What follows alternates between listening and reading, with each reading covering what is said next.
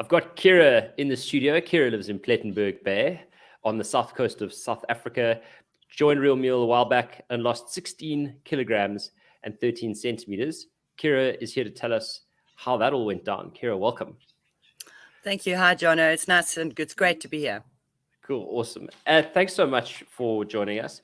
Before we start talking about how incredible and energized you are about your life right now, I'd like you to take us back to perhaps the dark times when you were, before you even decided to lose weight or take action. What were you feeling about your health, and what were you doing that was causing ill health? So I've struggled with my weight basically after I had my second child. I didn't have time to focus on a weight loss program, and I just got bigger and bigger every year. And then I would sort of do 3 or 4 months of trying to eat differently and lose some weight, and I'd lose a bit of weight. I did Weight Watchers. I did way less. I tried various different types of diets, fad diets, and I would lose a few kilos and then lose interest and carry on with my life. I've also worked most of my life, which also meant that I had quite a lot of stress. And so I would just get fatter and fatter and get more and more down about myself, which led to depression, also bouts of depression and not feeling great about myself in general. A lot of tiredness. And then with a lot of stress in that, I would also tend to turn to alcohol quite a lot to defrag, as I would say. We have quite a big drinking culture down here in Plettenberg Bay. So yeah, the whole country takes advantage of that. Yeah. Yeah. So, and it just has over the years got worse and worse. You know, it's like the biggest I'd ever been was 76. And then the biggest I'd ever been was 82. And then it was 89. Then it was 92. Then it was back down to 89.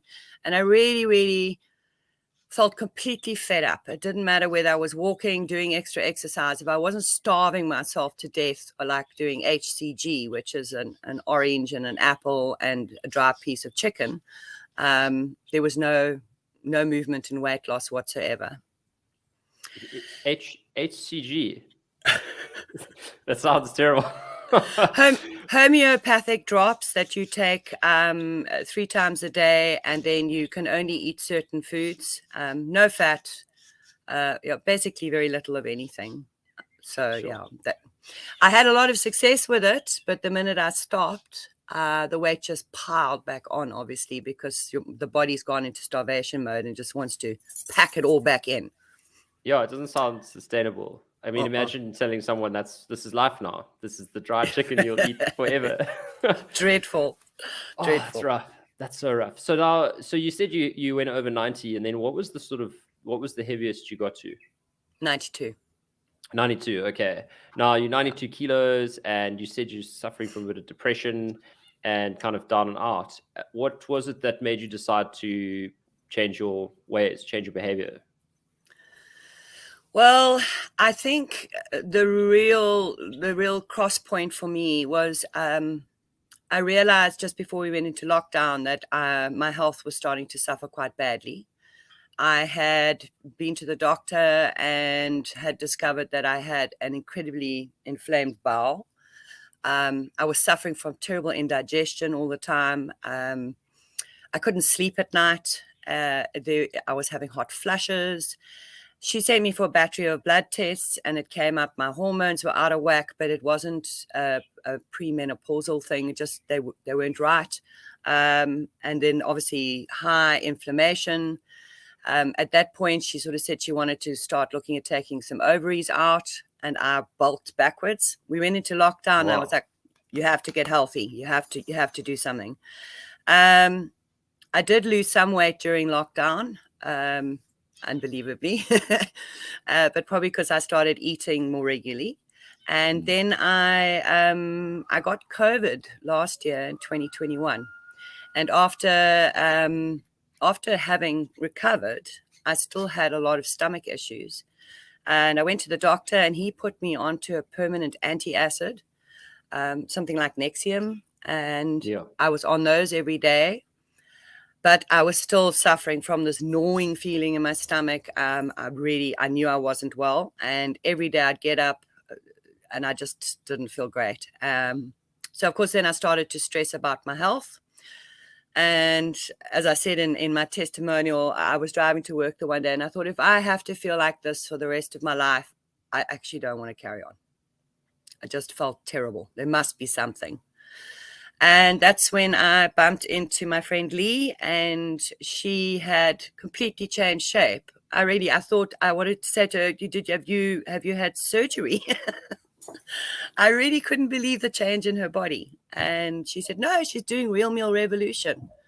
And that was the turning point. I came home and I thought, you've got to do this. It's not even a question of should I, shouldn't I? You've got to do this. Yeah. And so what did you look, I'll obviously say you signed up for coaching and you had your not initially. Initially, I just signed up and I thought I can handle this like I do everything in my life. I'll manage this fine. And I did week 1, no problem, downloaded everything, watched all the videos, and I thought, this is fantastic. I'm getting all the support. And then I got into week 2 and we had a function coming up. And I thought, oh my God, how am I going to deal with this? How am I going to deal with the food? What do? Do I pack my own lunch? And I started having a bit of a panic attack about it. I suppose I didn't want to fail. Yeah, standard. Yeah. And then I reached out, and I think it was Vanessa put me in contact with Sharon and said, look, why don't you look at coaching? My friend Lee had said that the hero journey was fantastic for her. But I just said to her, I just don't have time for, WhatsApping and lots of talk all the time. So, yeah. And then I signed up for the coaching, and Sharon was fantastic. Yeah, before really you go into what you got from Sharon, could you just tell us, when you sign up for a diet program, and I said diet, but obviously I want to say lifestyle and transformation, all the nice words that we love. But when you sign up for a weight loss program, you have certain expectations. So what were you expecting when someone said join Real Meal? Like what was your initial expectation? I think on some level I was aware that a lot of my health issues were due to being overweight.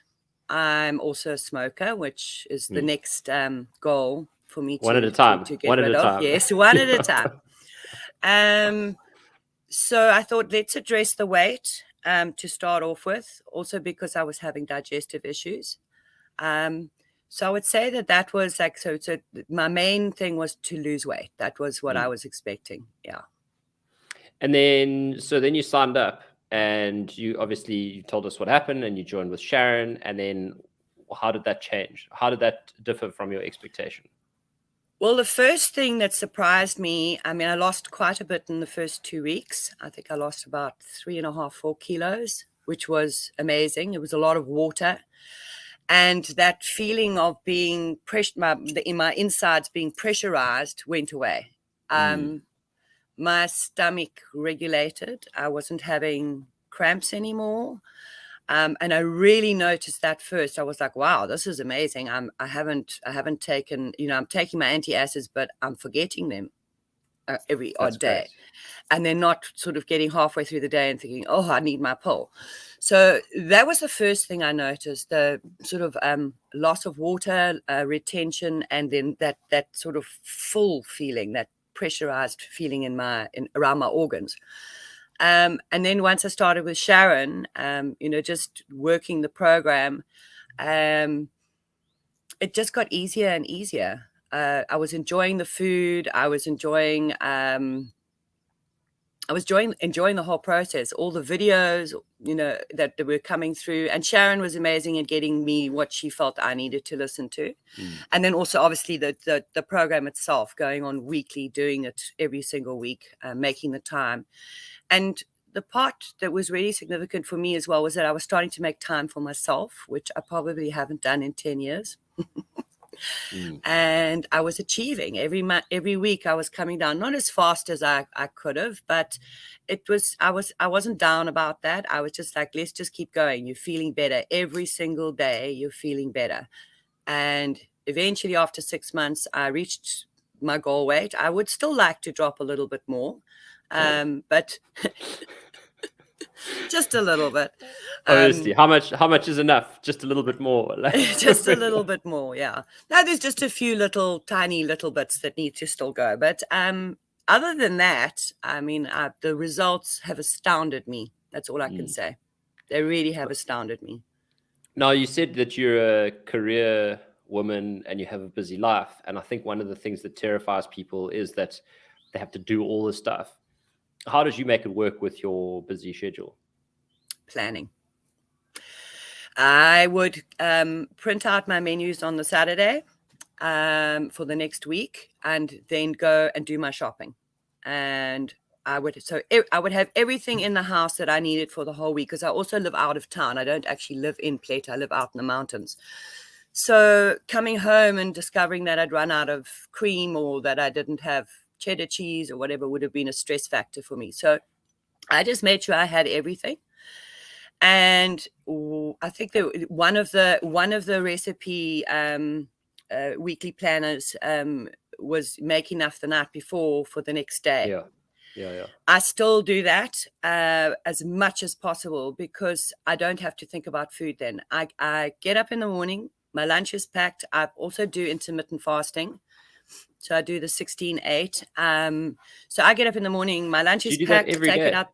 Yeah. Okay, yeah. So like Monday to Friday, or just 7 days? Monday to Sunday. There's an odd day that I'll think to myself, okay, well, I'll have breakfast at sort of 10:30, 11. And sometimes I eat late, like a late lunch, and I don't feel like eating supper. I don't. If I'm not hungry, I don't eat anymore.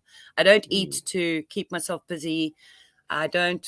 So, and by planning my meals ahead, it works really, really well. I've always got some hamburgers somewhere so that I can quickly fry up a hamburger, throw a tomato on it, and, a few bits and bobs, and we're good to go. So planning that side makes it much easier.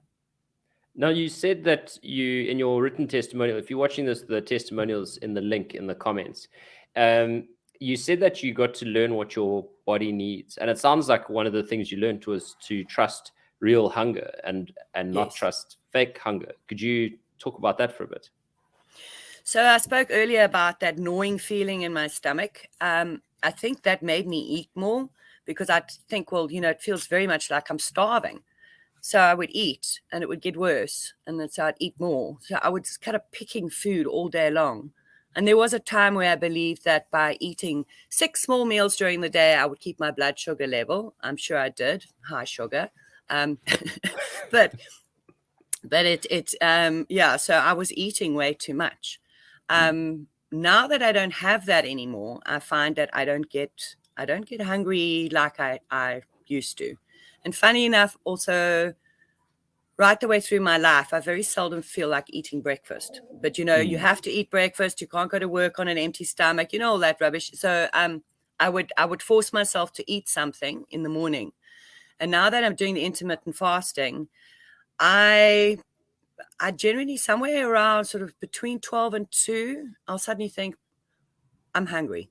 And that's when I eat. And it's not the same gnawing feeling. It's not painful. I'm not going to die.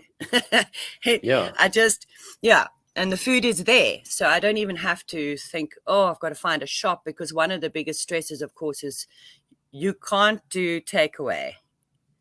It's very difficult. But because Plet's kind of limited on the takeaway front, right? Yeah. Yes, and on the banting front, there's not a lot of products available in the shops. You really got to plan where you can buy your stuff, because you can't get everything from one shop in this town. Yeah. So that's why I did the Saturday thing. The Plet holiday goer goes to like 4 different shops to get everything they need for their pantry away. So let's talk about some of your favorite foods. A lot of people are worried that banting is the super extreme thing, and I'm kind of hoping you're not sitting there drinking quarter pints of butter every morning to start off with. What are your favorite go-tos for lunch and dinner? Well, I I buy good quality hamburger patties, so mincemeat ones, not fabricated ones. And I keep those because they're a good go-to if you like really stressed late, you've been out the night before perhaps for dinner and you haven't got anything, you can quickly put one of those together in a box and off to work, and it's ready to be heated up at lunchtime. I absolutely love the Cabetti bolognese. It's one of the things I make a lot. And I've learned to love cabbage, believe it or not. The fertilizers were the start off, and the kimchi there's a local lady who makes really nice kimchi here. But so I often will put a little bit of that with my food. I eat a lot of steak. I eat a little bit of chicken. I eat a fair amount of fish. So I don't really have a particular favorite, but I would say that for me, it's always balanced. Like definitely vegetables, lots of, healthy vegetables, lots of, salads with microgreens, focusing very much on the nutritional value and then the quality of the food as opposed to the quantity of the food. Yeah, that's great. And what about fat? Are you adding extra fat or just kind of taking it as it comes or reducing it? I haven't reduced fat. I cannot give up my 1 cup of coffee with cream first thing in the morning. Yeah. I absolutely love it. It's like I get up. Why would you give that up? Why would anyone want to give that exactly. up? That I wake up in the morning and it's like I can't wait to have that coffee. It's just so delicious. And then adding fat, well, I use coconut oil. I don't put huge lashings of fat on anything. If the food already has fat, then I don't add to it. I use a lot of lemon juice in my cooking, and like to flavor the foods and things, as you would know. So lots of lovely herbs and spices and things. You don't need more fat. So I haven't increased. When I did my macros, that was a huge thing, was tracking. That really educates you, because then you realize that what you think is not that fattening or doesn't have high carbs, actually, I shouldn't use the word fattening, but you think it doesn't have high carbs, and then you discover that the carb value is very high, like in certain vegetables. Yeah. So yeah. And are you still doing? So the two things that we worried about that are required, but then end up, I suppose, being less important are meal tracking and weighing. And there's a tendency to develop an obsession. And then there's also like a healthy relationship with tracking and weighing. Where are you on that scale at the moment? So every now and then I'll put a meal in just to see, like, what the value is. If it's something new or something I haven't tried or a combination that I haven't done before, I still put it into that track, but I don't track on a daily basis. I think after 6 months, it's become a habit to eat the way I do. I use the new Real Meal Revolution cookbook a lot. I scale back on the fat sometimes because obviously, I can't have such a high fat content. So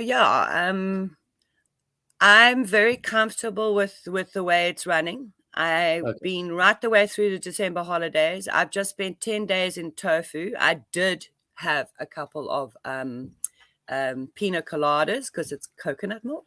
Because you like pina coladas, hey? And it's coconut milk. And I didn't gain anything. I actually lost weight when we were in tofu. That's nuts. Which was really interesting, And I was eating prawns and butter and garlic and lemon and fresh fish. And so I ate great food, but didn't gain anything. Tell me about drinking. Where is it possible to have is it healthy to have not is it healthy? Obviously, we know it's not healthy, but socially, if you drink a lot in Plet, have you found a way to still drink enough and maintain weight? There's the question. Okay, so I actually I've developed another habit. Which is, if I'm drinking wine, to drink 1.5 liters of sparkling water. per one glass of wine? Or per No. one bottle? Per No. bottle. No. So if I'm drinking wine, like I'll fill up the wine glass, and then I'll pour myself a glass sort of that size of sparkling water. Okay. And I'll sip the wine and drink the water. And I find, quite often if you're dehydrated and you start drinking alcohol, you drink it too fast and you drink too much of it because you're dehydrated.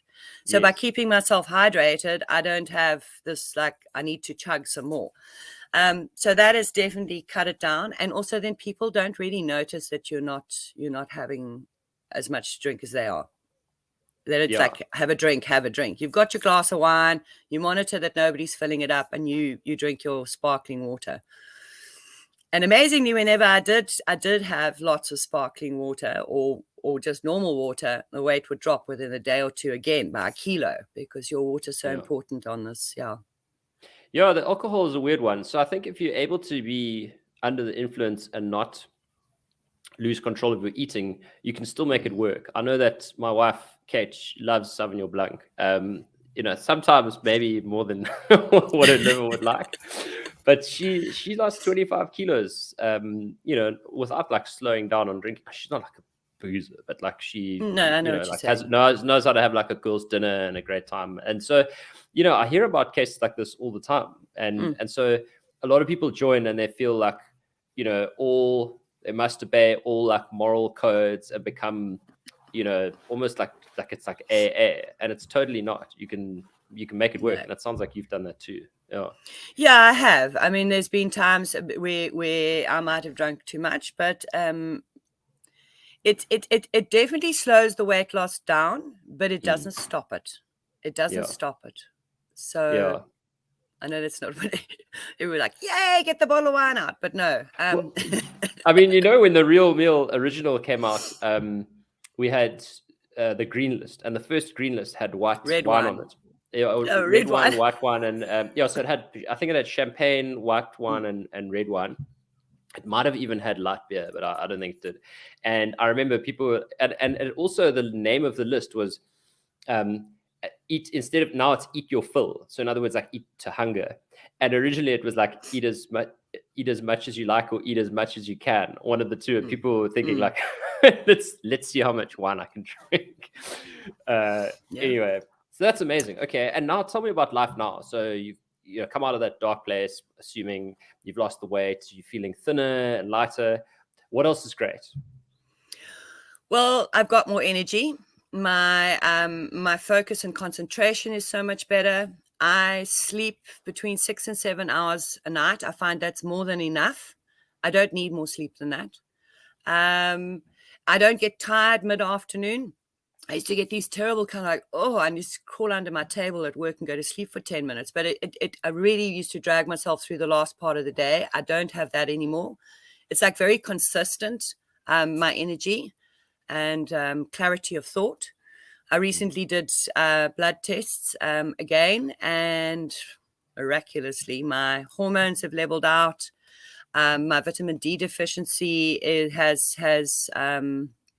my deficiency has decreased. In other words, I'm slightly deficient, but I'm no longer heavily deficient in vitamin D. Blood pressure's gone back to low, which it has been all my life, because it was sitting on sort of normal, maybe pushing up a little bit. No more inflammation markers, none of that. So wow. I've turned my health around, which was a wonderful surprise, I have to tell you. And I think because of the health benefits, the weight's great. I love shopping. I love being thinner. I've got a lot more energy. I even tried going kite boarding in December. I'm going to go back and do that again. I don't feel like an old person anymore. I was really feeling old. I had sore joints. And I don't have that anymore. I don't have sore joints. I don't get stiff. So yeah. It's awesome. So that really is amazing. And I'm so happy for you. I love it when, because everyone's scared. I think everyone joins and they're scared. They're scared of what they're going to give up and worried that it's going to be like not worth it. And so to take that risk to give up some stuff that is fun, but perhaps not healthy, but then to be rewarded for it is just the most amazing thing to see. So well done. wanted to know about this stuff. So you've got all these results. You've got thinner, lighter, enjoying shopping for clothing. What are the benefits of that? So the benefit of eating well is losing weight. What is the benefit of actually losing weight and having energy? What can you do now that you couldn't do before? Is it different in relationships or work? Or, what are you using your extra clarity of thought for? Like, how do you apply that to your actual life? Well, in addition to my job, I am studying for my NQF4 for a state agency, which I've been doing for the past 6 months. So that takes a lot of extra work, evenings and weekends and things. So I'm using it there. Because of the studying, I'm not as active as I'd like to be, but I'm doing Pilates, and that was another thing was very interesting. So I was doing Pilates before I started RMR, and once I went on to the change of eating, I noticed that my body was much stronger, and my muscle density increased very quickly. And I went from beginner's Pilates to intermediate in 3 weeks. It was like just I was, Wow. oh, yeah. And I spoke a lot to Sharon about that as well. I said to her, I'm telling you that my muscles are getting stronger and they're gaining density. So the weight, suddenly, you're looking at a number. So let's take 73. I'm fitting into clothes that I used to fit into when I weighed 69. Oh, wow. So it's a muscle density thing. And I think, being 53, you don't want to lose your muscles. You need to keep them to keep going. Yeah. So what else do I do with my energy? I don't know. I'm very busy. I get through a lot more at work. I get through it faster. My memory is much better. So I'm not as reliant on writing everything down in a diary. Yeah, so that side's really great. Oh, and then of course, as I said, I did try kite boarding. Yeah. So at 52, you just decided to pick up a kite board. Yeah, that's quite cool. That's super cool. Not many people do that. My son and his girlfriend are great kite boarders, and I always watch the boards, and I was like, they're like balloons in the sky, and it just makes me feel happy to watch them. And then I thought, I've spent my life watching people, I watch my children water ski, play hockey, do nippers, and watch them have all the fun. And I haven't been doing any of it. And that's why I decided to give it a go. And I really, really enjoyed it. That's so great. If only I could have the amount of fun my kids are having, even right now. They're outside having the biggest joy. Kira, and who do you think, there are people watching this, what do you think, what kind of person do you think would get the same value that you did? Who do you think should consider signing up for coaching or joining Real Meal Revolution? As you said earlier, people get scared by this, especially like in my case, I do all the shopping, I do all the cooking, and I work all day. And I was, in normal cases, it's quite daunting if they sort of say, well, you must eat this and eat this. And the program is set up in such a way that it's really manageable, even for someone like me who has an extremely busy life. So anybody that wants to change their life, increase their energy levels, lose that weight, whether it's 4Ks or 40Ks, should join this. It's extraordinary. Amazing. And congratulations for such an amazing, amazing program. It's been so easy. Thank you. It really has been easy. Yeah. Yeah, look, I mean, it's certainly a team effort, but I think congratulations go to you because you actually did all the work. We sit and we're like, oh, what could all these people do? And then, someone actually has to do it. And so that's what's amazing, is to see how much work you put into yourself, and even more rewarding to see it paying off. So thank you very much for joining us. And thank you for sharing your experience with everyone else watching. And all the best. Enjoy that energy. Thank you, I will. And thanks for having me on. I appreciate it. And I hope that anything I said today might have touched base with some other people. And who knows, the sky's the limit.